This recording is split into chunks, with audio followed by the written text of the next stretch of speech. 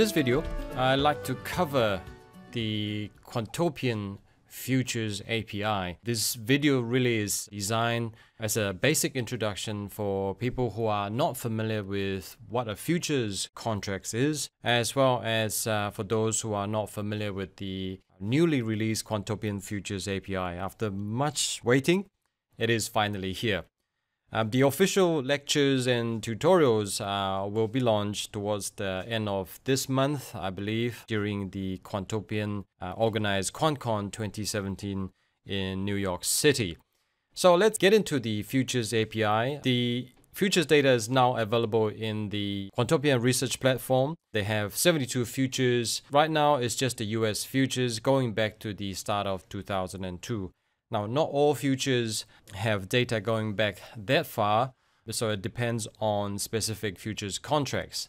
The data that they provided is daily as well as minutely, open, high, low, close, plus volume for 24 hours and 5 days a week. And this is collected from electronic trade data. Now, the list of futures are provided at the end of this notebook. When I look through the list, it covers a few basic categories. I find it easier for me to actually visualize it this way. It covered the category of agriculture, non-agriculture, which is energy, as well as metals, currencies, such as FX, equities index, as well as the interest rates.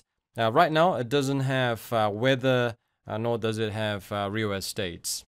Right, let's start with the basic of futures contract. I borrowed these definitions from the CME Futures Fundamental tutorial. A futures really is a standardized contract for the purchase and sale of financial instruments or physical commodities on a futures exchange for future delivery. There are a couple of things that comes out of that definition. Number one is that the contract is standardized. That's the first thing. The second thing is that it is for future delivery, hence the name of futures. And now futures comes in different maturity months. For crude oil, there's actually a monthly maturity. For E-mini S&P 500, it is quarterly. So it is best to actually check all of this. Now, how do you check? What I usually do is that it depends on the underlying where the futures is listed. You need to actually go to that exchange to extract the information. So take, for example, crude oil. I borrowed this from the CME group. You can actually visit their website.